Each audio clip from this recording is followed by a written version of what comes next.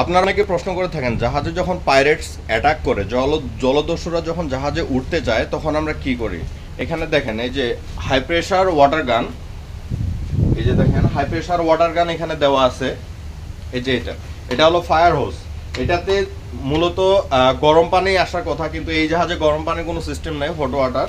তো এখানে এই যে আরো এখানে এগুলো হলো গান ওয়াল। এখানে মূলত এইভাবে মানে এটা আমাদেরকে শিল্ড দেয়।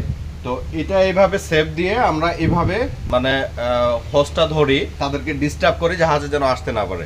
এবং আরো একটা জিনিস দেখায়, এই যে এটা হলো রেজারওয়্যার, জাহাজের চারপাশে এই রেজারওয়্যার দিয়ে আমরা বেড়া দিয়ে দিচ্ছি যেন তারা জাহাজে উঠতে না পারে।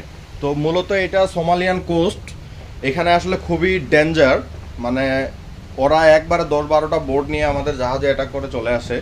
আর এখন আমাদের সিকিউরিটি লেভেল 3 চলতেছে। আমাদের ইন্টারন্যাশনাল রুলস অনুযায়ী সিকিউরিটি লেভেল হলো 3টা, নর্মাল, হাইটেন্ড অ্যান্ড এক্সেপশনাল।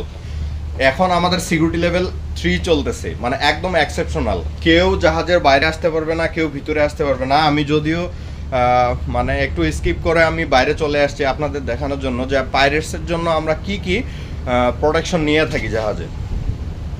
এই যে দেখেন এইটা হলো রেজারওয়্যার, এটা পুরো চারপাশে একদম বেড়া দেওয়া আছে।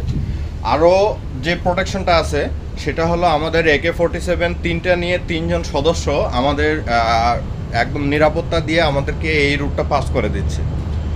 তো পাইরেটস আসলে যদিও তাদেরকে প্রোটেক্ট করা যায় না, মানে ওরা 10-12টা বোট নিয়ে আসে, সেক্ষেত্রে খুবই কঠিন হয়ে যায় তাদেরকে প্রোটেক্ট করা। কিন্তু তারপরও আমাদের অটোমেটিক গান থাকার কারণে ওরা যখন দেখে যে জাহাজে গান আছে, জাহাজ থেকে ফায়ারিং হচ্ছে, তখন ওরা ভয় পেয়ে ওরা কিন্তু চলে যায়।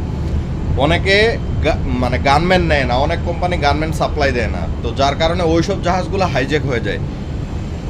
তো এটাই ছিল আজকের ইনফরমেশন যে জাহাজে জলদস্যুরা অ্যাটাক করলে আমরা কিভাবে প্রোটেক্ট করি। এই যে দেখেন পুরো জাহাজে এই যে হোসটা আছে, এইরকম হোস চারপাশে আমরা রেডি করে রাখছি যেন গরম পানি দিয়ে তাদেরকে প্রোটেক্ট করতে পারি, যেন বোট নিয়ে উঠতে না পারে।